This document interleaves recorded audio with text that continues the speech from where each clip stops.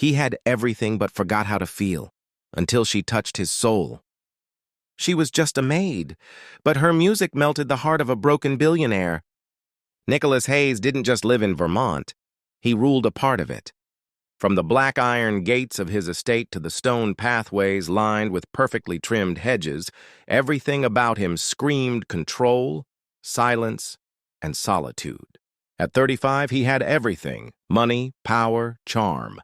But not warmth, not laughter, not love. He was the kind of man people whispered about but never approached. Tall, sharply dressed, with steel-gray eyes that could make anyone freeze, and a heart that had been locked away for 10 long years. His mansion was an architectural masterpiece, yet it felt more like a museum. Quiet, untouched, soulless. Nicholas didn't host parties. He didn't visit neighbors. He didn't smile. The only sounds in his mansion were the ticking of clocks and the soft steps of hired help. Help that never stayed longer than 3 days. They said he was impossible. He demanded silence in the halls. No loud footsteps. No conversation unless spoken to. No scent stronger than soap. No curious eyes. If a maid placed a spoon slightly off-center, fired. If someone forgot to polish the inside of a cabinet, gone. No one dared ask him why he was like this. But the truth sat quietly in the deepest room of the house. A locked door, dust-covered piano, and a photo frame turned face down. 10 years ago he had loved. Truly, deeply, with all the softness he now pretended never existed. And then he lost her. Since then, Nicholas Hayes became a shell in an expensive suit. Some said he was mourning. Some said he was mad. But Nicholas? He simply believed emotions were a luxury he could no longer afford. His mansion was always clean, but his soul was cluttered with grief, regret, and ghosts. But fate doesn't ask permission when it enters through a side door. On a quiet Monday morning, a girl arrived at the estate. Julia Brooks, just 22. Slim frame, second-hand shoes, and eyes full of quiet strength. She was nothing like the polished professionals who came before her. She didn't have references, just desperation and courage. The guards hesitated, letting her in. But the housekeeper, tired of searching for new hires, allowed it. She stepped into the house, feeling its coldness crawl over her skin. Not the temperature, but the energy, as if the walls had forgotten how to echo joy. She tightened her grip on her cleaning bag, looked around, and whispered to herself, "Don't be scared, Julia, it's just a house." But she was wrong. It wasn't just a house. It was a fortress. And inside it, behind every locked emotion and guarded glance, lived the coldest man in town, and neither of them knew yet that everything was about to change forever. Julia Brooks had no family, no childhood photos, no baby books. No one who called her on birthdays or missed her when she left a room. Foster homes had shaped her. Some kind, some cruel. She grew up learning to be useful, quiet, invisible. But she never stopped dreaming of a place that felt like home, of being seen. She had worked odd jobs, waitressing, babysitting, dishwashing. But when the diner she worked at closed and rent loomed like a shadow over her head, she answered an ad posted outside a small shop. Housekeeper needed, immediate hire, room included. She didn't know then she was stepping into the coldest house in Vermont, or that the man who lived there hadn't smiled in a decade. She arrived early, the morning fog still hanging low. Her uniform was borrowed, faded blue with missing buttons. Her shoes were half a size too small, but she wore them anyway, because what else could she do? She needed this job. She needed a roof, and maybe somewhere deep down, she needed to matter. When the butler opened the massive front doors, he looked surprised. "You sure you're in the right place?" She nodded politely. "Julia Brooks. I'm here for the housekeeping position." He sighed and stepped aside. Inside, the mansion was breathtaking. Gleaming floors, gold-trimmed walls, chandeliers that whispered wealth. But there was no warmth. The air felt heavy, like it hadn't been breathed properly in years. The butler led her through the hall. "Rules," he said stiffly. "No talking unless spoken to. No perfume. No personal belongings outside your quarters." Julia nodded. He paused near a pair of double doors with stained glass windows. "And whatever you do," his voice dropped, "don't go into the music room. Don't touch the piano. Don't even look at it too long." She raised a brow. "Why?" But he didn't answer. Just walked on. "Still, The doors whispered to her soul. There was something behind them, something broken, something familiar. Moments later, she was introduced to the man himself. Nicholas Hayes stood tall in the center of his office. Charcoal gray suit, no smile, eyes like winter. He didn't shake her hand, didn't ask her name, just glanced at her with vague irritation and muttered, "Keep the place quiet and clean, that's all." And then he vanished into his study like a ghost in an expensive coat. Julia stood there alone, heartbeat racing. She could have walked out like the others. But instead, she pulled her sleeves up and began her work. She dusted each corner with care, polished the silver without scratching. She never hummed, never made a sound. She cooked plain meals, the kind she once made for younger foster kids with whatever scraps they had. Simple, filling, humble. Day 1 passed. Day 2, she waited for someone to tell her she was done. But no one did. On day 3, she almost dropped a glass and caught it with shaking hands. Still, silence. On day 4, she was still there. The butler watched her from a distance, confused. The chef raised his brow. Even the gardener whispered, "She's lasted longer than the last 3 combined." Julia didn't speak of it, but she noticed every detail. The locked doors, the untouched piano, the man who walked like he was carrying ghosts. But she didn't ask. She didn't push. She simply did her job. Not to impress, not to survive, but maybe, just maybe, to heal something she couldn't name in herself. And somewhere behind a tall office door, Nicholas noticed. Not her perfume, she wore none. Not her voice, he'd barely heard it. But her presence, her softness, like the warmth of a candle in a house that had forgotten light. It was just past midnight. The mansion slept, wrapped in silence like a heavy blanket. Nicholas Hayes stood by the window of his room, staring at the moonlight that painted silver stripes across the carpet. Sleep never came easy, not in that house, not with the memories trapped inside its walls. He poured himself a glass of scotch, his third. But the drink did nothing. The ache in his chest refused to dull. He loosened his tie and walked downstairs, the soft echo of his footsteps the only sound. Then music, faint, tender, alive. His hand froze on the stair rail. No, it couldn't be. His eyes narrowed as he followed the sound. Each note pulled him closer. And then he stopped in front of the stained glass doors. The music room.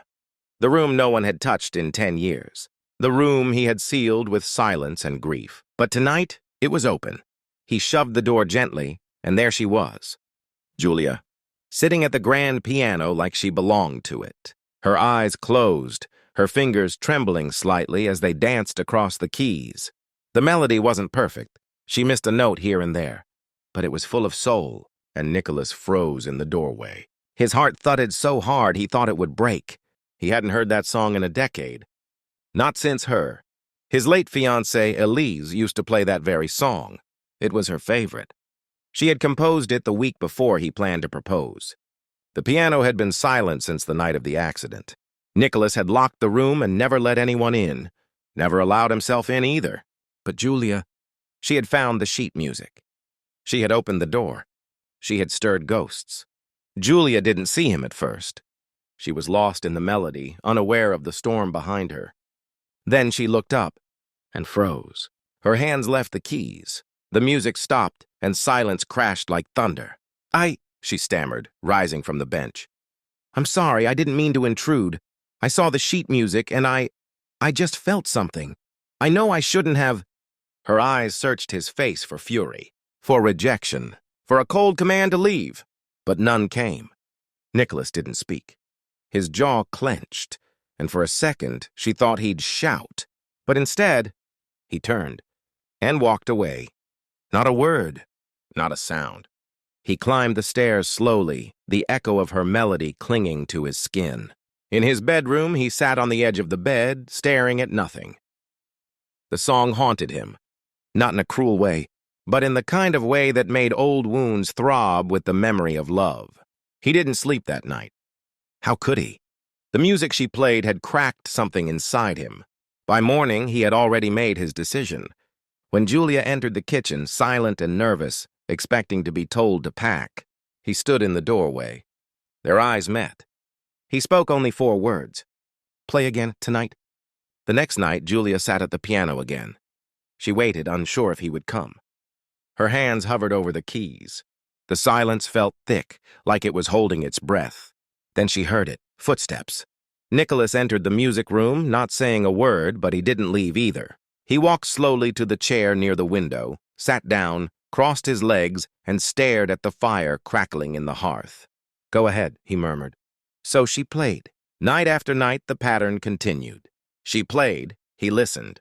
Sometimes his eyes were closed, sometimes lost in a distant thought, and sometimes they met hers. It wasn't just music. It was healing, unspoken and slow. One night, she finished playing and paused.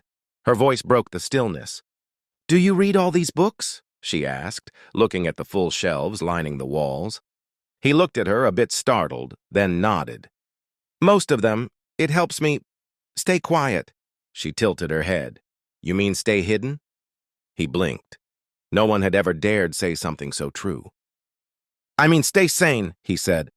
But she saw right through him. The next night, she brought a book with her. A small one, nothing fancy. She placed it on the edge of the piano. "What's that?" he asked, raising an eyebrow.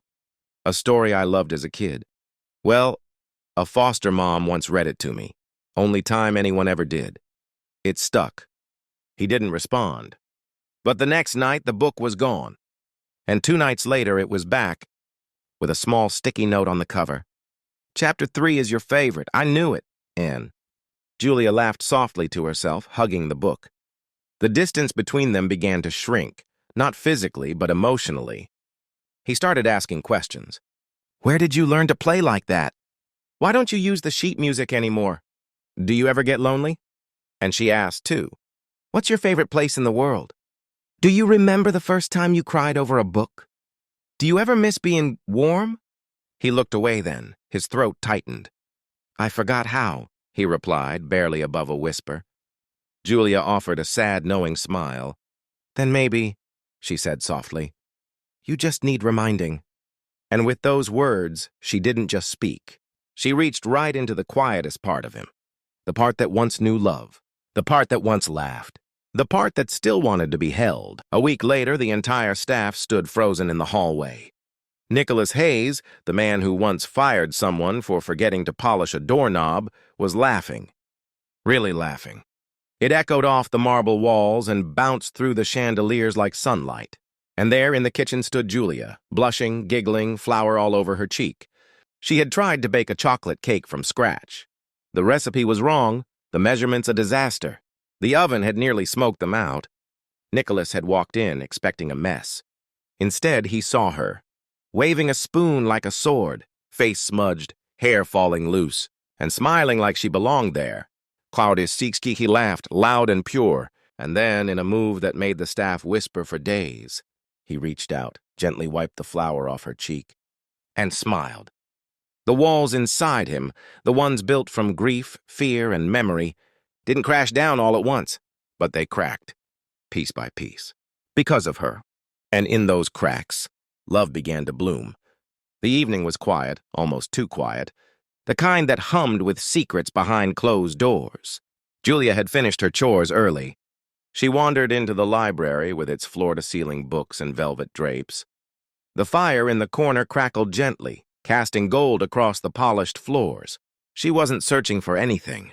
She was simply breathing, until her fingers brushed against a hollow edge at the back of a bookshelf. A book shifted. Behind it, a hidden compartment. Curious, she reached in and pulled out something heavy, wrapped in linen. She peeled the cloth away. It was a photo album, old, leather-bound, dusty but carefully preserved. She sat on the floor, the fire's glow flickering across her face, and opened it. Page after page, memories spilled out like waves. Nicholas smiling, not the cold, controlled man she knew now, but a younger version of him. His eyes were lighter then, his jaw softer.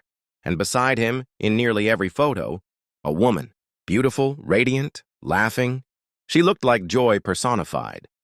Their hands were always intertwined, their eyes always locked. They looked whole. The last page held a picture of her standing beneath a tree with her arms open. Behind the photo, tucked in the sleeve, was a small ring box. Julia gasped softly. It was her, his fiancée, the one who never became his wife. A shadow moved behind her. She turned, and there he was. Nicholas stood in the doorway, frozen. His eyes locked on the album in her lap. The firelight flickered across his face, and for once, he didn't look like a billionaire. He looked like a man who had lost something he never stopped loving. "You found it," he said, his voice cracked with something raw. Julia stood quickly, holding the book close. "I'm sorry, I didn't mean to pry. It fell and I—" He held up a hand. "It's fine," he said. Then after a pause, "She was the only one who understood me." Julia's throat tightened. She looked down at the image of the woman who came before her. The one who had once held the heart, Julia was slowly awakening again. She stepped closer, her voice gentle like a melody meant only for him. "Maybe she still does," Julia whispered. "Through the music, through you." The words hung in the air, delicate and brave. Nicholas didn't speak, but his body folded slowly, as if the weight of the past was finally too much. He sank to the floor, his head in his hands. And then, tears. Years of unshed pain, locked behind cold eyes and sharp words, finally poured out. He didn't try to stop them. Didn't hide. Didn't command silence. He broke. And Julia, she didn't hesitate. She knelt beside him, placed her hand gently over his. And he didn't pull away. Her warmth steadied his trembling. Her presence, so simple and soft, wrapped around him like a blanket he didn't know he needed. They sat there on the floor, firelight flickering, ghosts whispering, and a silence filled with truth. He cried, not just for the woman he lost, but for the man he had become. And in that moment, Nicholas Hayes wasn't the cold billionaire. He wasn't unreachable. He was human, hurting, healing. And Julia, she didn't offer solutions. She didn't offer pity. She just offered herself. Her hand, her heart, her silence, full of understanding. And for the first time in 10 long years, he let someone see him. All of him. And it changed everything. Seasons changed. The Vermont trees turned golden, then bare. And slowly, the coldest house in town began to feel alive. Julia no longer wore the blue maid's uniform. She now walked the halls in soft cotton dresses, barefoot at times, humming the very melodies that once made Nicholas hide. She wasn't a maid anymore. She was home. Her room had moved from the servants' wing to the second floor, just down the hall from his. A room with windows that opened to the gardens, a piano in the corner, books stacked in every corner. She still cleaned sometimes, still cooked, but not because she had to, because she wanted to. Because love to her was built in small acts. Nicholas had changed in ways no one believed possible. He smiled now. He laughed, not loudly, but with his whole face. He walked the halls without shadows trailing behind him. He read again. He hosted dinners with warm lighting and soft music. He even greeted the staff by name. And every night, as Julia played the piano, he sat beside her. Sometimes in silence, sometimes with his arm draped across her shoulders. Their love wasn't flashy. It wasn't about grand gifts or headlines. It was quiet, real, soft as snowfall, strong as stone. Then one morning, Nicholas asked Julia to walk with him. They strolled through the garden behind the mansion, where the roses were just starting to bloom. She wore a pale yellow sundress, hair loose, cheeks glowing in the morning light. He led her to a bench beneath a willow tree, their tree. "Julia," he said, his voice calm, eyes steady, "you came into my life when I was nothing but ice." She smiled, tears already forming. "And you melted." He chuckled, then knelt on one knee. She gasped, hands to her chest. "I've had wealth, power, and solitude, but I never knew what it meant to be truly alive. Until you. You reminded me how to live, to laugh, and most of all, to love. So, Julia Brooks, will you marry me?" Tears rolled down her cheeks, but her smile never faded. "Yes," she whispered, voice shaking. 1,000 times, yes." They embraced, laughter and tears blending into something pure. Their wedding was held in the garden, simple, beautiful. No media, no glitz, just honesty, joy. The staff stood beside them.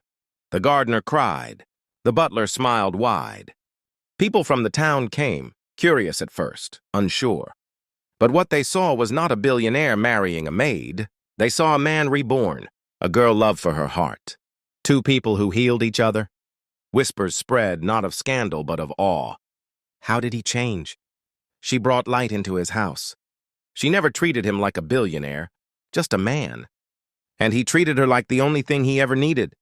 And slowly, something else began to shift. People stopped measuring others by titles or wealth. They looked deeper, listened closer. Because love had rewritten the rules. It wasn't about class. It wasn't about age. It wasn't about perfection. It was about the way Nicholas looked at Julia like she was his entire world. It was about the way Julia never asked for anything, just offered everything she had. It was about quiet mornings, shared music, and hearts that found each other in the loneliest of places. Their story whispered through the town like wind through trees, a lesson in love, a reminder that healing is possible, that kindness can thaw the coldest soul, and that sometimes the most powerful love isn't loud. It's soft, steady, and undeniable. So if anyone ever asked, how did the coldest man in town find joy again? The answer was simple. He let a girl with no money, no status, and no fear touch his piano, touch his pain, and then touch his heart.